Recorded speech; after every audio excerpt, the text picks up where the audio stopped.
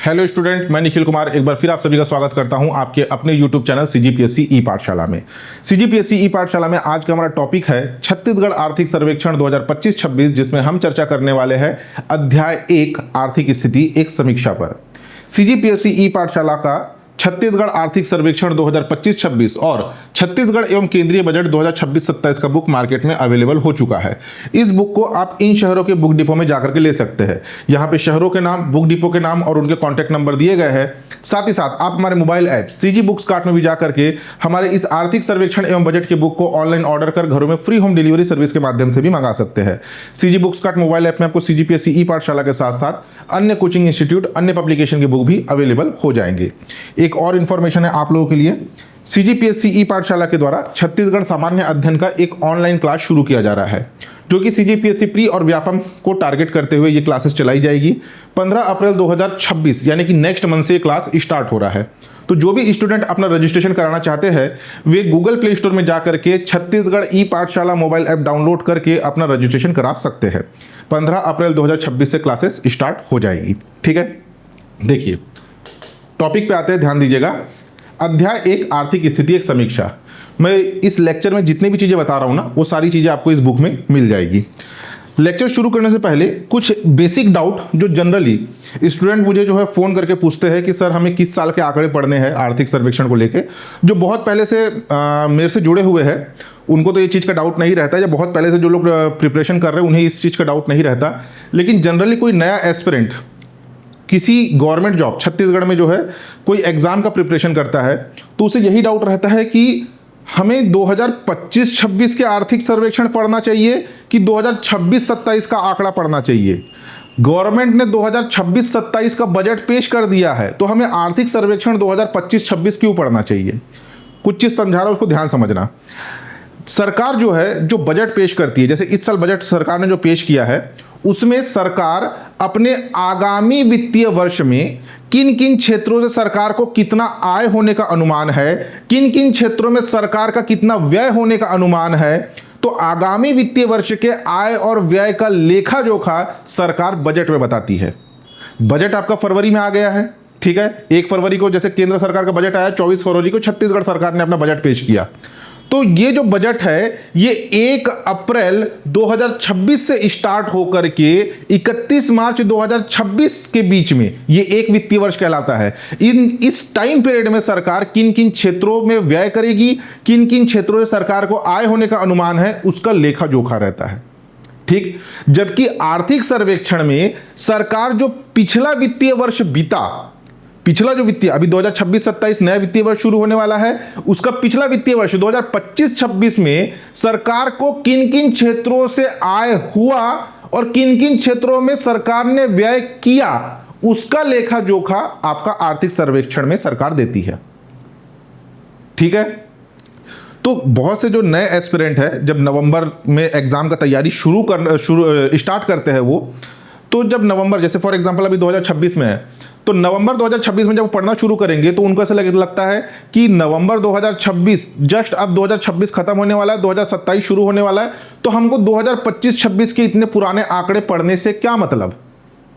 तो भैया आर्थिक सर्वेक्षण सरकार के पिछले वित्तीय वर्ष के आय और व्यय का लेखा जोखा है, जबकि बजट जो होता है वो सरकार के आगामी वित्तीय वर्ष के आय और व्यय का अनुमान होता है। ठीक, पहले इस चीज को क्लियर कर लेना। तो अभी ये जो हम आर्थिक सर्वेक्षण पढ़ने वाले हैं जिसमें हम 2025-26 के आंकड़ों को पढ़ेंगे, ये अगले साल 2027 में जब तक आपका प्रीलिम्स का एग्जाम नहीं हो जाता तब तक यही आंकड़े आपके लिए इंपॉर्टेंट है। ठीक है, 2027 में फरवरी में जब तक नया बजट नहीं आ जाता, नया आर्थिक सर्वेक्षण नहीं आ जाता, तब तक आपको यही आंकड़े पढ़ने हैं।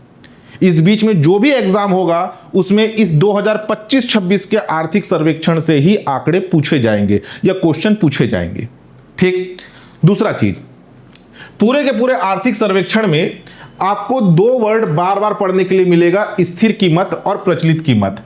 अब ये होता क्या है पहले इसे समझ लीजिए ताकि बाद में आपको कंफ्यूजन ना रहे पढ़ते समय कि स्थिर कीमत क्या होता है या स्थिर भाव क्या होता है, प्रचलित कीमत क्या होता है या प्रचलित भाव क्या होता है। एक होता है आपका स्थिर कीमत और दूसरा होता है आपका प्रचलित कीमत। प्रचलित कीमत या प्रचलित भाव। ठीक, ये होता क्या है इसे थोड़ा ध्यान समझिए। स्थिर कीमत और प्रचलित कीमत या स्थिर भाव या प्रचलित भाव। सबसे पहले आपको डेफिनेशन बता रहा हूं, उस डेफिनेशन को समझने की कोशिश करना। अगर समझ में नहीं आएगा तो कुछ एग्जांपल दूंगा, उस एग्जांपल से चीजें क्लियर हो जाएगी। किसी भी देश की भौगोलिक सीमा के भीतर उत्पादित अंतिम वस्तु एवं सेवाओं के मौद्रिक मूल्य की गणना आधार वर्ष 2011-12 के कीमतों पर किया जाता है तो वो स्थिर कीमत पर गणना कहलाता है। प्रचलित कीमत किसी देश की भौगोलिक सीमा के भीतर उत्पादित अंतिम वस्तु एवं सेवाओं के मौद्रिक मूल्य की गणना वर्तमान बाजार में प्रचलित कीमतों के आधार पर किया जाता है तो प्रचलित कीमत पर गणना कहलाता है। ठीक है, डेफिनेशन में क्या बोला जा रहा है उसको थोड़ा ध्यान समझना। जैसे कि फॉर एग्जांपल ये हमारा आपका भारत देश है, ठीक है, ये भारत देश है, तो ये भारत देश की भौगोलिक सीमा है। तो भारत देश की भौगोलिक सीमा के भीतर उत्पादित अंतिम वस्तु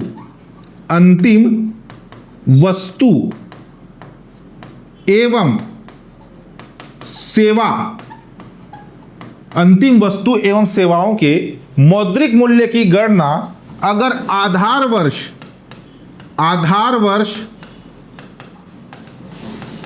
2011-12 के कीमतों पर किया जाता है तो यह स्थिर कीमतों पर गणना कहलाएगा। वहीं किसी देश की भौगोलिक सीमा के भीतर उत्पादित अंतिम वस्तु एवं सेवाओं के मौद्रिक मूल्य की गणना वर्तमान बाजार में प्रचलित कीमत, हम आर्थिक सर्वेक्षण कौन सा पढ़ रहे हैं 25-26, यानी कि वर्ष 2025-26 के आंकड़ों के आधार पर या 25-26 को रेफरेंस लेके उसकी गणना करते हैं तो प्रचलित कीमत पर गणना कहलाता है।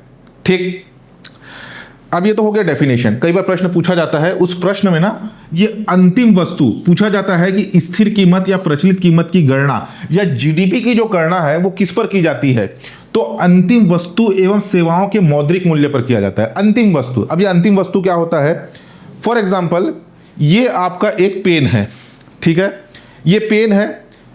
अगर हम स्थिर कीमत की बात करें तो स्थिर कीमत की गणना आधार वर्ष 2011-12 को रखा गया है, जबकि प्रचलित कीमत 2025-26 है। तो स्थिर कीमत 2011-12 जो आधार वर्ष है, तो वर्ष 2011-12 में ये जो पेन है, इस पेन की जो कीमत थी वो थी आपकी 5 रुपया, ठीक है, 11-12 में। अभी 2025-26 में इस पेन की कीमत बढ़ करके हो गया मान लो 15 रुपया, ठीक है, 15 रुपया। 2011-12 काफी समय पहले की बात की जा रही है। 2011-12 में पेन की कीमत थी कितना, आपका 5 रुपया, और अभी वर्तमान प्रचलित मूल्य पर वर्तमान यानी कि 2025-26 में इसका कीमत बढ़ के कितना हो गया, इसका कीमत बढ़ करके हो गया 15 रुपया। यानी कि कितना रुपए बढ़ा, ये बढ़ा लगभग आपका 10 रुपए, 10 रुपए इसकी कीमत बढ़ी। और ये 10 रुपए क्या है, ये 10 रुपए महंगाई है, यानी कि पेन जो है, पेन 10 रुपए महंगा हुआ है। तो स्थिर कीमत और प्रचलित कीमत की गणना में सबसे मुख्य अंतर होता है महंगाई का। जहां पर जीडीपी की गणना में आपका स्थिर कीमत पर महंगाई का कोई प्रभाव नहीं पड़ता, वहीं पर प्रचलित कीमत जो है ये महंगाई से प्रभावित रहती है। ये स्थिर कीमत और प्रचलित कीमत का मुख्य अंतर होता है। अब बात होती है अंतिम वस्तु एवं सेवा की। जैसे कि एग्जाम्पल के लिए एक शर्ट है, कॉटन का शर्ट समझ लीजिए इसे। तो इस कॉटन के शर्ट को बनाने के लिए सबसे पहले खेतों में कपास की खेती की गई होगी, ठीक है, फसल को बचाने के लिए उसमें जो है कीटनाशक मारे गए होंगे, उसकी उत्पादन वृद्धि के लिए उर्वरक लगे होंगे, लागत लगी होगी। फिर कपास के फसल की कटाई की गई होगी, उसमें कुछ पैसा खर्च हुआ होगा। कटाई के बाद फिर रुई की सफाई की गई होगी, कॉटन या कपास की सफाई की गई होगी, उसमें कुछ लागत लगेगा। फिर उस रुई से जो है आपका धागे बनाए गए होंगे, उस धागे को बनाने में कुछ लागत लगेगा। धागे को फिर उसको बुनाई करके कपड़े का थान बनाया गया होगा, उसमें कुछ लागत लगेगा। थान से कपड़ों की कटिंग करके शर्ट को सिला गया होगा, उसमें कुछ लागत लगेगा। और फाइनल मार्केट में बेचने के लिए ये शर्ट आएगा, तब इसका कुछ और कीमत होगा। तो ये पूरे के पूरे प्रोसेस में जो चाहे उसका फसल बोया गया, उसकी कटाई हुई, उससे धागा बना, उससे बुनाई हुई, उससे कपड़े का थान बना, सिलाई हुआ और लास्ट में कपड़ा मार्केट में बेचने के लिए आया। तो ये जो कपड़े का जब कीमत की जब गणना की जाएगी ना, तो अंतिम मूल्य की गणना की जाएगी। यानी कि इस जो कपड़ा है, ये जो आपका कॉटन से जो कपड़ा बना, उसकी अंतिम कीमत क्या है। तो किसी भी देश की भौगोलिक सीमा के भीतर उत्पादित अंतिम वस्तु क्या है, कपड़ा, फाइनल जो प्राइस होगा उसकी गणना की जाती है। तो यह कहलाता है अंतिम वस्तु एवं सेवाएं। जो हर प्रोसेस में जो पैसा लग रहा है वो नहीं, क्योंकि मार्केट में जब फाइनली ये शर्ट बेचने के लिए आता है तो उसमें सारा जो आपका लागत है वो इंक्लूड रहता है। तो किसी भी देश की भौगोलिक सीमा के भीतर उत्पादित अंतिम वस्तु एवं सेवाओं के मौद्रिक मूल्य की गणना आधार वर्ष 2011-12 पे किया जाए तो स्थिर कीमत पर गणना कहलाएगा। अगर वर्तमान प्रचलित बाजार की कीमतों पर किया जाए तो वो आपका प्रचलित भाव पर गणना कहलाएगा। स्थिर कीमत और प्रचलित कीमत में अंतर होता है महंगाई का। स्थिर कीमत जो कि महंगाई से प्रभावित नहीं होती, प्रचलित कीमत जो कि महंगाई से प्रभावित होती है। ठीक, इतना समझ में आया। अभी सरकार जो है आधार वर्ष को बदलने का प्रस्ताव लाई है। अभी जो बजट आया है, ये जो आर्थिक सर्वेक्षण आया है, उसमें आधार वर्ष 2011-12 को ही लिया गया है, लेकिन सरकार जल्द ही आधार वर्ष को चेंज करके 2022-23 करने वाली है। ठीक है, क्योंकि आधार वर्ष काफी पुराना हो चुका है। अभी 2026-27 हम बजट पे डिस्कस कर रहे हैं और आधार वर्ष कितना पुराना, 2011-12 को लिया गया है, लगभग 16 साल पुराना है। तो उसे हटा करके अब 2022-23 नया आधार वर्ष सरकार लाने वाली है।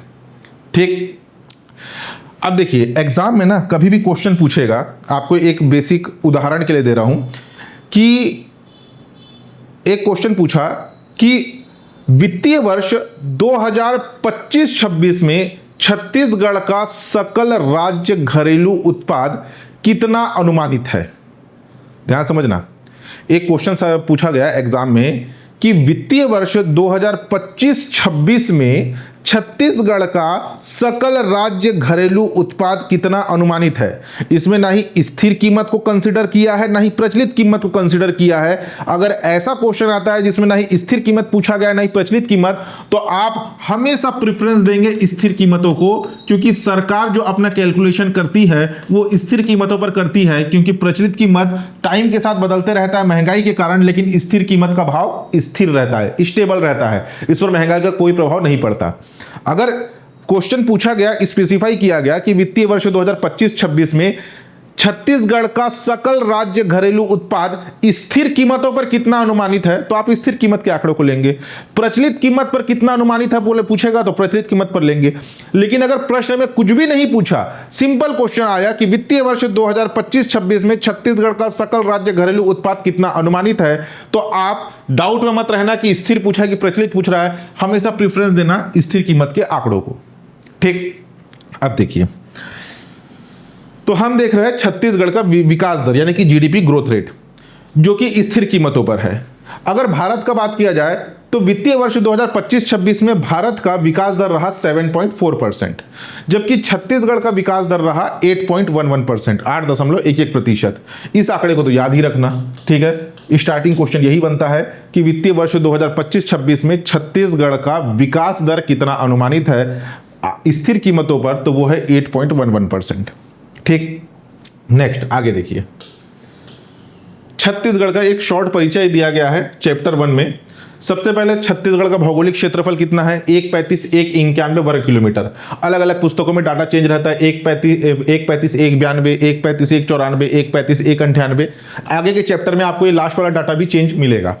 छत्तीसगढ़ का भौगोलिक क्षेत्रफल है 135 191 वर्ग किलोमीटर। ठीक है, इसका अगर हम विस्तार की बात करें तो देश का, भारत का जो कुल भौगोलिक क्षेत्रफल है उसका 4.1% एरिया हमारा छत्तीसगढ़ कवर करता है। ठीक है, हमारा छत्तीसगढ़ का जो 135 191 वर्ग किलोमीटर है, ये पूरे भारत के भौगोलिक क्षेत्रफल का 4.1%, 4.1% एरिया में हमारे छत्तीसगढ़ का विस्तार है।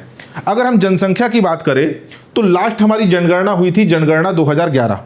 ठीक है, जनगणना 2011 के आंकड़ों के आधार पर छत्तीसगढ़ की जनसंख्या थी 2.55 करोड़, 2 करोड़ 55 लाख। लेकिन अभी 2025 में छत्तीसगढ़ की जनगणना है 3 करोड़ 10 लाख 68 हजार। कितना है? 3,10,68,000 और अभी नए जनगणना होने वाले हैं तो ये डाटा फिर से जो है चेंज हो जाएगा। लेकिन अभी के लिए याद रखना कि जनगणना 2011 के आधार पर 2.55 करोड़ और 2025 में आर्थिक सर्वेक्षण के अनुसार 3,10,68,000 छत्तीसगढ़ की जनसंख्या है। कृषि कार्य में संलिप्त जनसंख्या की बात किया जाए तो लगभग 70% जो है ये कृषि कार्य में संलिप्त है। वन क्षेत्रफल की बात की जाए तो छत्तीसगढ़ का वन क्षेत्रफल है 59,830.045 वर्ग किलोमीटर। यह है आपका रिकॉर्डेड फॉरेस्ट एरिया। पुराने स्टूडेंट को समझ में आएगा रिकॉर्डेड फॉरेस्ट एरिया क्या होता है, नए वाले इंतजार कीजिए, जब वानिकी चैप्टर आएगा तो आपको और अच्छे से क्लियर करूंगा। तो यह है अभिलिखित वन क्षेत्र 59,830.045 वर्ग किलोमीटर।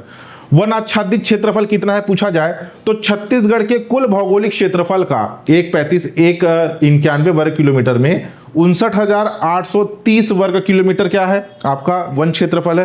परसेंटेज में बात किया जाए तो छत्तीसगढ़ के कुल भौगोलिक क्षेत्रफल का 44.25% वन आच्छादित है।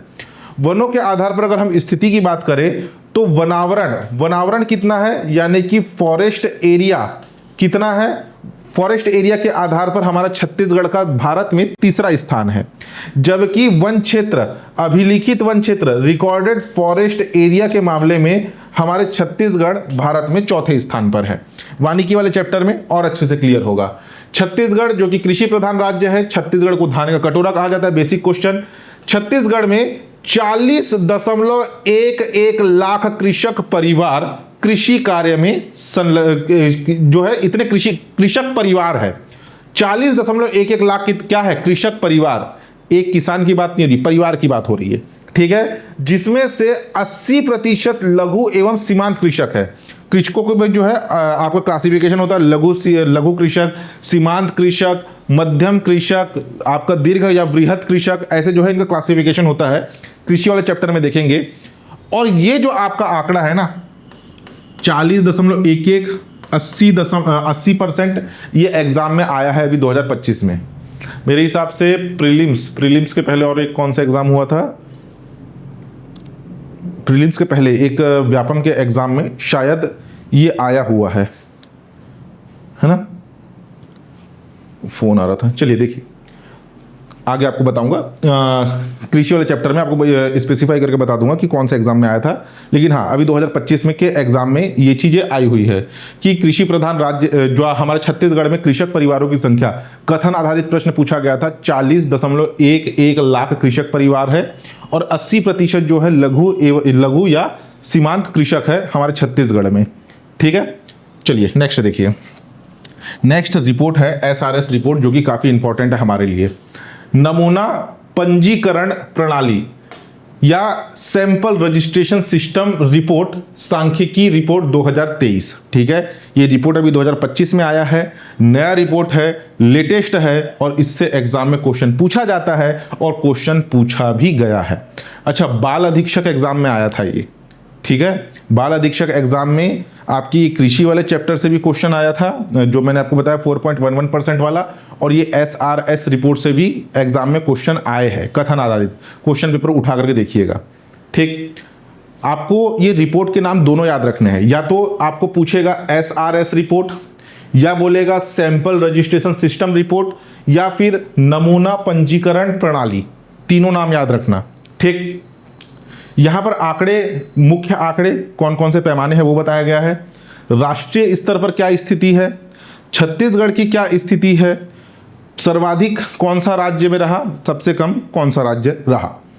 अगर हम बात करें कुल प्रजनन दर की, यानी कि टोटल फर्टिलिटी रेट की अगर हम बात करें तो सबसे पहले कुल प्रजनन दर क्या होता है।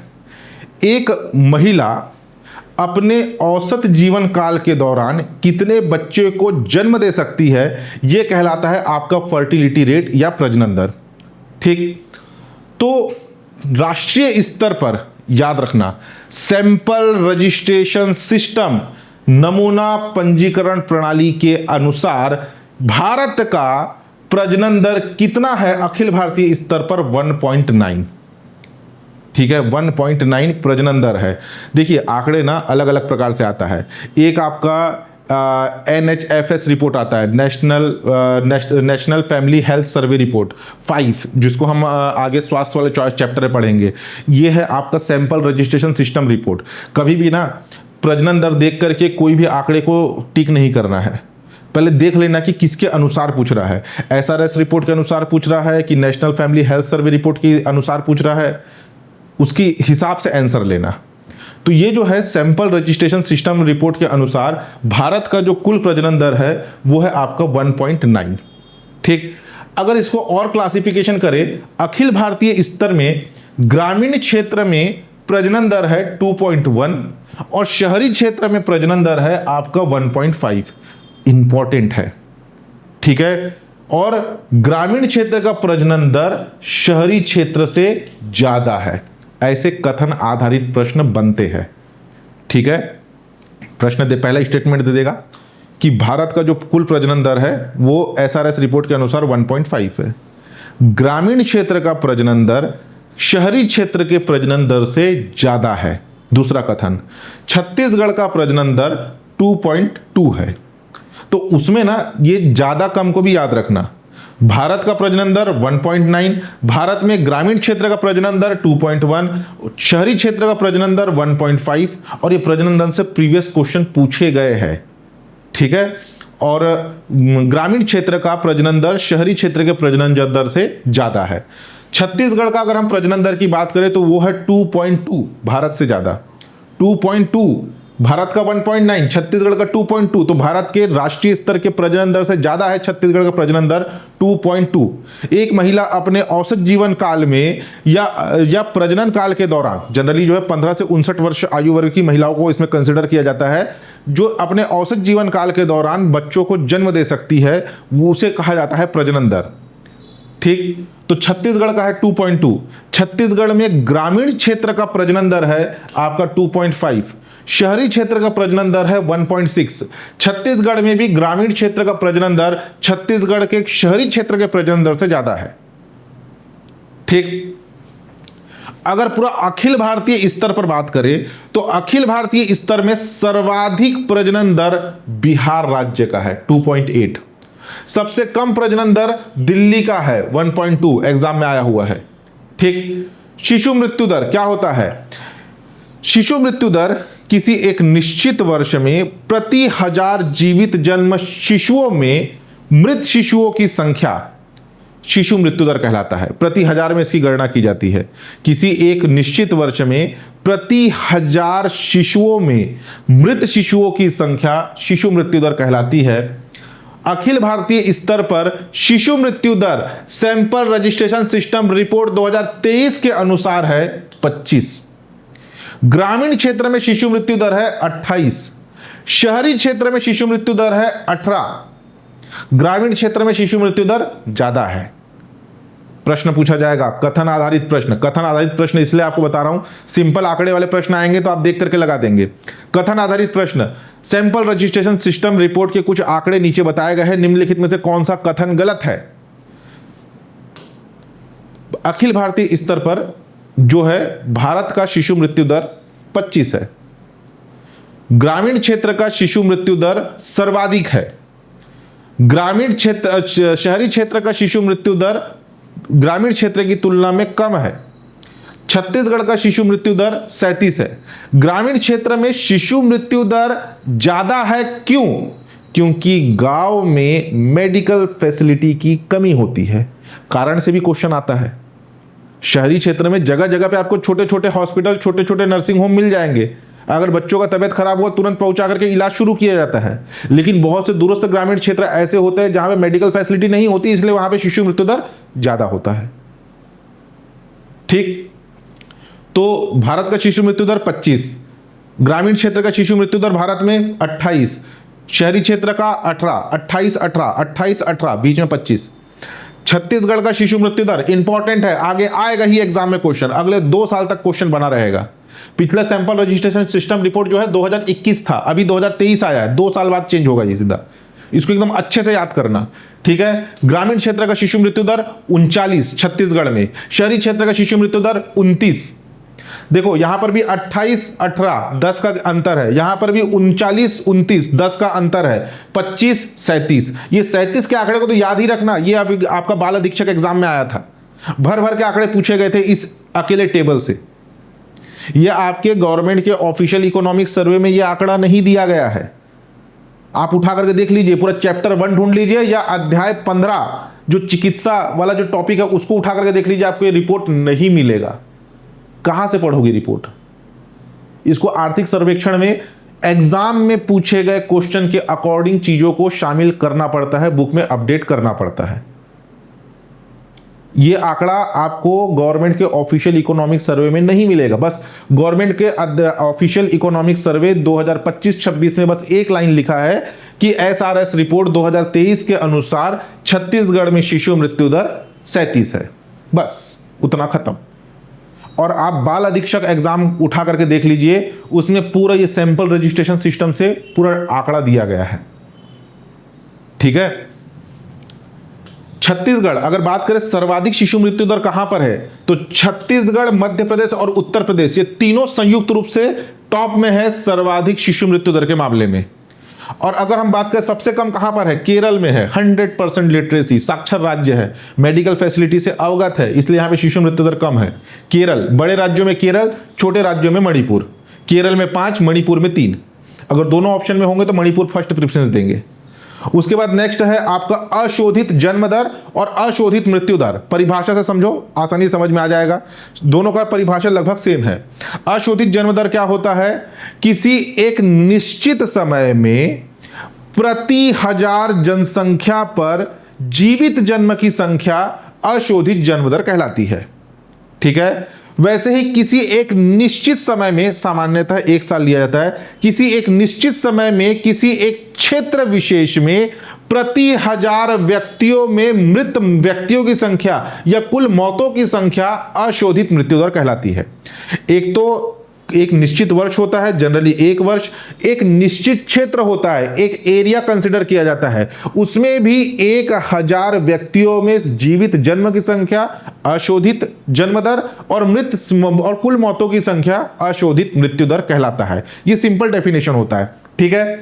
भारत का अशोधित जन्म दर रहा 18.4, 18.4।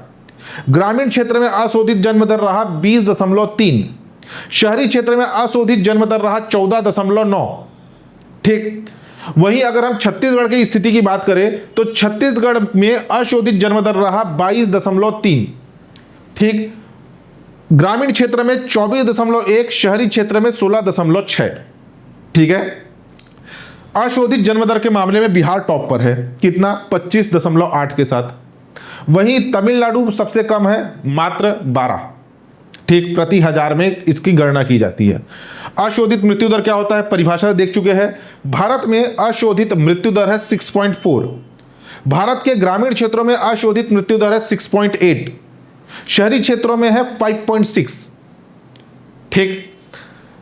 छत्तीसगढ़ की बात करें तो छत्तीसगढ़ में है 8.3। छत्तीसगढ़ के ग्रामीण इलाकों में 8.6, शहरी इलाकों में 7.4। ठीक।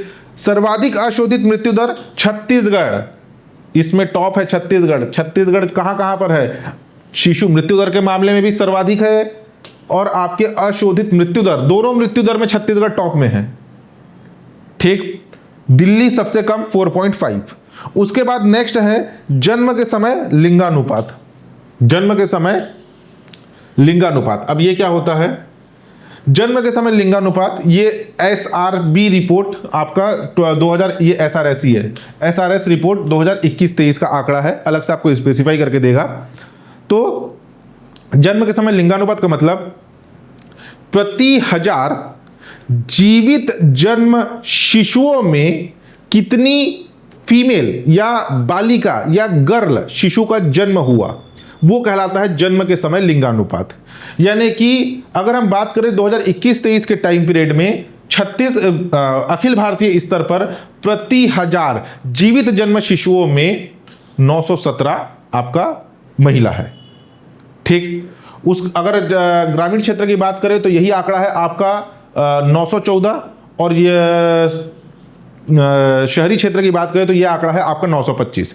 यानी कि अगर 1000 बॉयज या बेबी जो बॉय जन्म लिए है तो उसके कंपैरिजन में 917 बेबी गर्ल का जन्म हुआ है। ठीक, ये कंपैरिजन होता है। प्रति 1000 जीवित जन्म शिशुओं में कितनी महिला या कितनी बालिका या कितनी बेबी गर्ल का जन्म हुआ, ये कहलाता है जन्म के समय लिंगानुपात। तो अखिल भारतीय स्तर का, इसको याद रखना, ये आया हुआ है एग्जाम में, 917, ग्रामीण क्षेत्र का 914, शहरी क्षेत्र का 925। छत्तीसगढ़ में आपके जन्म के समय लिंगानुपात एसआरएस रिपोर्ट के अनुसार 974, ग्रामीण क्षेत्र का 987, शहरी क्षेत्र का 921। ठीक, छत्तीसगढ़ जन्म के समय लिंगानुपात के मामले में छत्तीसगढ़ अखिल भारतीय स्तर पे टॉप में है। कितना? 974। एक तो शिशु मृत्यु दर में भी टॉप में है, अशोधित मृत्यु दर में भी टॉप में है, और आपका जन्म के समय लिंगानुपात में भी टॉप में है। केरल का कितना है? 971, सेकेंड पोजीशन पे। तो छत्तीसगढ़ का ये आंकड़ा याद रखना, 974। एसआरएस रिपोर्ट के अनुसार जन्म के समय लिंगानुपात 974 है छत्तीसगढ़ का। सबसे कम है उत्तराखंड, 868। कई लोग हरियाणा सोचते हैं क्योंकि उसका पहले से ही रिकॉर्ड खराब है करके। उत्तराखंड सबसे निचले स्तर पर है। 5 वर्ष से कम आयु मृत्यु दर, ठीक है, ये क्या होता है? प्रति 1000 जीवित जन्म शिशुओं में 5 वर्ष की आयु पूर्ण करने से पहले मृत शिशुओं की संख्या। यानी कि ऐसे बच्चे जिनका जन्म तो हुआ लेकिन वो 5 साल पूर्ण नहीं कर पाए, अपने 5वां जन्मदिन बनाने से पहले ही उनकी मृत्यु हो गई। कुपोषण के कारण, जो आपका उचित उनको पोषण नहीं मिल पाता, उसके कारण उनको सही टाइम पे चिकित्सकीय सुविधा नहीं, जैसे बच्चों को जन्म के टाइम से लेकर के उनके 5 साल 8 साल की उम्र तक उनको टाइम पे वैक्सीनेशन, उनको दवाई दिया जाता है आंगनबाड़ी केंद्रों के माध्यम से। अगर उनको उचित पोषण नहीं मिला, उनको उचित चिकित्सकीय सुविधा नहीं मिली, तो उस कारण से भी उनकी मृत्यु हो जाती है। ठीक, जो आपका शिशु मृत्यु दर है उसके जन्म से लेकर के अगले 1 साल के पूर्ण होने तक वो शिशु मृत्यु दर में काउंट होता है। और ये 5 वर्ष की आयु तक मृत्यु दर, यानी कि प्रति 1000 जीवित जन्म शिशुओं में 5 वर्ष की आयु पूर्ण करने से पहले मृत शिशुओं की संख्या, ये कहलाती है जन्म के समय मृत्यु दर। ठीक, भारत का है 29, ग्रामीण क्षेत्र का है 33, ठीक है, और शहरी क्षेत्र का है 20। वैसे ही छत्तीसगढ़ का 5 वर्ष से कम आयु मृत्यु दर है 41, ग्रामीण क्षेत्र का 43, शहरी क्षेत्र का है 33। टॉप में है मध्य प्रदेश 44, केरल है आपका 8। ठीक, तो ये टेबल बहुत इंपॉर्टेंट है, बार बार आपको बता रहा हूं, आगे आने वाले एग्जाम में इससे क्वेश्चन बनेंगे। प्रजनन दर, देखिए अशोधित जन्म दर, अशोधित मृत्यु दर याद नहीं हो रहा, कोई टेंशन वाली बात नहीं है। जन्म दर, शिशु मृत्यु दर, जन्म के समय लिंगानुपात और आपका 5 वर्ष से कम आयु में मृत्यु दर, ये 4 को तो कम से कम याद रखना। और क्वेश्चन आया है एग्जाम में 2025 में, आगे भी क्वेश्चन आएगा, अगले 2 साल तक ये आंकड़ा इंपॉर्टेंट बना रहेगा। ठीक, मेरा मेहनत कम है, आप लोगों का मेहनत ज़्यादा है, आपको ये आंकड़े पढ़ने होंगे। अगर ऐसे स्टेटमेंट में बताऊं, देखो इतना सिंप्लीफाई करके आपको यहाँ पे दिया गया है, यहाँ पे सेंटर में अखिल भारतीय स्तर पर, साइड में ग्रामीण, इस तरफ शहरी, ग्रामीण शहरी। अगर कथन आधारित एक्चुअल रिपोर्ट अगर आप उसको डाउनलोड करके देखेंगे ना, पूरा दिमाग घूम जाएगा। ग्रामीण का अलग, शहरी का अलग, फिर उसके बाद अखिल भारतीय स्तर का अलग, उसमें छत्तीसगढ़ स्टेट का ढूंढो, उसका ग्रामीण ढूंढो, उसका शहरी ढूंढो। काफ़ी सिंप्लीफाई करके आपके लिए यहाँ पे प्रेजेंट किया गया है। और एग्जाम में उठा करके देखना, उस समय के करंट अफेयर के भी बुक में मैंने इसको मेंशन किया हुआ था। करंट अफेयर के बुक से डायरेक्ट क्वेश्चन आया था ये टेबल से। ठीक, नेक्स्ट देखिए, सकल राज्य घरेलू उत्पाद जीएसडीपी क्षेत्रवार प्रतिशत वृद्धि दर स्थिर कीमतों पर 2011-12 आधार वर्ष के आधार पर ही ये सारे आंकड़े दिए गए हैं। कृषि क्षेत्र, उद्योग क्षेत्र, सेवा क्षेत्र। ठीक है, अगर हम बात करें वित्तीय वर्ष 2025-26 आर्थिक सर्वेक्षण, इसमें कृषि क्षेत्र में अनुमानित वृद्धि दर है 7.9%। ये परसेंटेज को एकदम अच्छे से याद रखना। डायरेक्ट क्वेश्चन उठाता है वित्तीय वर्ष 2025-26 में या आर्थिक सर्वेक्षण 2025-26 के अनुसार वित्तीय वर्ष 2025-26 में कृषि क्षेत्र का स्थिर कीमतों पर कितना विकास दर या कितना वृद्धि अनुमानित है, तो 7.49%, 7.49%। उद्योग क्षेत्र का 2025-26 में 7.21%, 7.21%, और सेवा क्षेत्र का है 9.11%, 9.11%। इन तीनों में सर्वाधिक वृद्धि किसमें हुई है? सर्वाधिक वृद्धि हुई है सेवा क्षेत्र में। अब सीधा बड़ा क्वेश्चन क्या पूछता है, जैसे अभी 2025 के एग्जाम में क्वेश्चन पूछा गया कि आर्थिक सर्वेक्षण 2025-26 के अनुसार छत्तीसगढ़ में स्थिर कीमतों पर सकल राज्य घरेलू उत्पाद में कृषि, उद्योग, सेवा क्षेत्र में वृद्धि दर क्रमशः अनुमानित है। फिर उसके बाद कॉमा करके दिया है नीचे, ऑप्शन ए 7.11, 8.22, 10.11, ये ऑप्शन ए हुआ। ऑप्शन बी 7.49, 7.21, 9.11, फिर ऑप्शन सी, ऐसे करके तीनों को मर्ज करके क्वेश्चन आ रहे हैं अब। ठीक, अगर हम बात करें औसत वृद्धि की, विगत 14 वर्षों में औसत वृद्धि, यानी कि वित्तीय वर्ष 2012-13 से लेकर के 2025-26 के बीच में छत्तीसगढ़ के कृषि क्षेत्र में औसत विकास दर, औसत वृद्धि दर कितना अनुमानित है स्थिर कीमतों पर?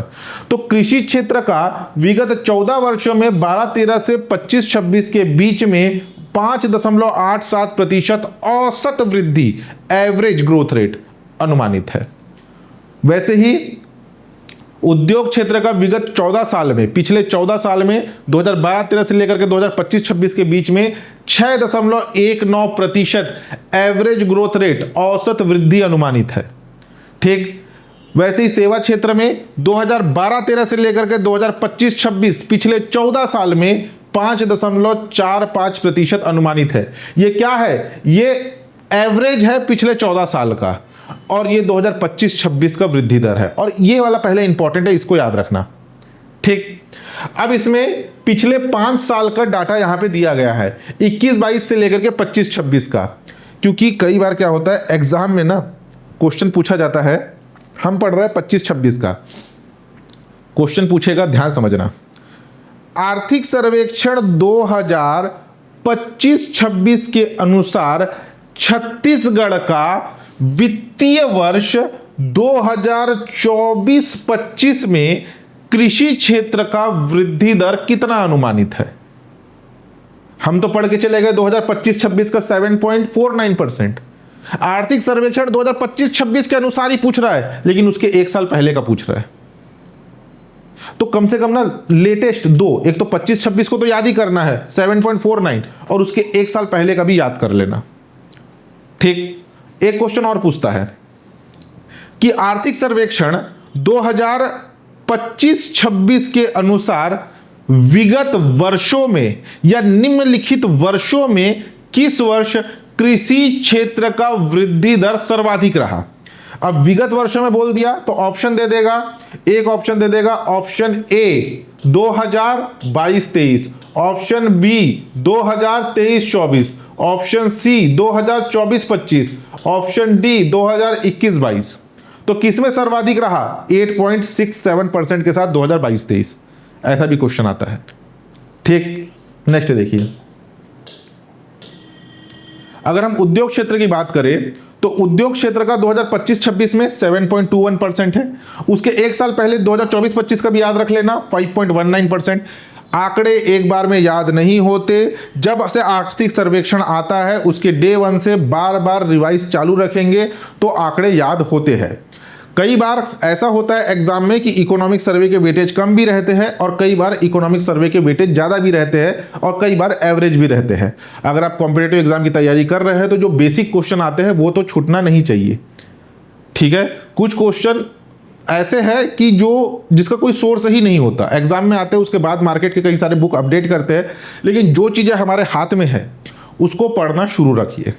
ठीक है, तो 24-25 का भी आंकड़ा याद रख लीजिए, 25-26 का भी आंकड़ा याद रख लीजिए, और विगत वर्षों में किस वर्ष सर्वाधिक रहा, तो ये किस वर्ष सर्वाधिक रहा है? अगर 25-26 अभी तो ये लेटेस्ट है, अगर इसको छोड़ दे तो पिछले सालों में 2023-24 सर्वाधिक रहा 6.06। ठीक, सेवा क्षेत्र की बात करें तो सेवा क्षेत्र का 25-26 में 9.11, 24-25 में है 7.43, और विगत, अगर हम विगत वर्षों की बात करें 25-26 को छोड़ दे तो सर्वाधिक कौन सा है? सर्वाधिक है आपका ये 21-22 का 7.57। अगर 4 ऑप्शन में 25-26 है तो आपका आंसर 25-26 का 9.11 ही होगा। ये परसेंटेज को थोड़ा सा याद रखना। सबसे पहले तो ये वाले कॉलम को याद रखना कि वित्तीय वर्ष 2025-26 में कृषि क्षेत्र में वृद्धि दर 7.49 7.49%, उद्योग क्षेत्र का 7.21 7.21%, सेवा क्षेत्र का 9.11 9.11% अनुमानित है। उसके बाद इधर के कॉलम को याद रखना।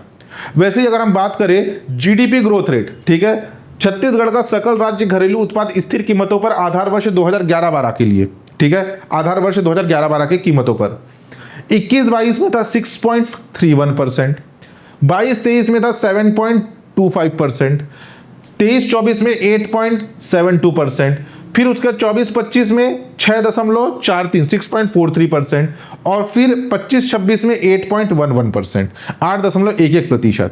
अब पूछा जाता है कि विगत वर्षों में 2021-22 से लेकर के 2024-25 या 25-26 के बीच में छत्तीसगढ़ का जो सकल राज्य घरेलू उत्पाद है उसका वृद्धि दर कैसा है?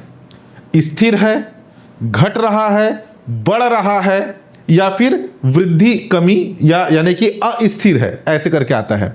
तो अगर आप देखेंगे तो सबसे पहले ये 6.3 था, इससे बढ़कर के 7.25 हुआ, फिर बढ़कर के 8.72 हुआ, यानी कि ये बढ़ ही रहा है। अगर एक साल अगर 2024-25 भी कंसीडर करें तो थोड़ा सा इसमें गिरावट हुआ, यानी कि ये अस्थिर है, ठीक है, बढ़ भी रहा है। अगर पिछले कुछ सालों की बात करें तो इसमें वृद्धि ही हुई है, ठीक। तो 25-26 में कितना है छत्तीसगढ़ का सकल राज्य घरेलू उत्पाद या विकास दर कितना है पूछा जाए तो वो है आपका 8.11 8.11%। तो ये आंकड़े इंपॉर्टेंट है। चैप्टर 1 में सबसे ज़्यादा इंपॉर्टेंट है आपका SRS report, sample registration system report. Exam में इससे क्वेश्चन आए हैं, आने वाले टाइम पे इससे क्वेश्चन आएंगे भी। और बाकी जो कृषि क्षेत्र, उद्योग क्षेत्र, सेवा क्षेत्र का जो वृद्धि दर है उसे याद रखिएगा। बाकी की चीज़ें हम आगे के चैप्टर में कवर करेंगे। आज के लिए इतना ही। किसी प्रकार का डाउट हो तो आप नीचे कमेंट करके पूछ सकते हैं। चैनल पर नए हैं तो चैनल को सब्सक्राइब कीजिएगा, लाइक और शेयर जरूर कीजिएगा। धन्यवाद।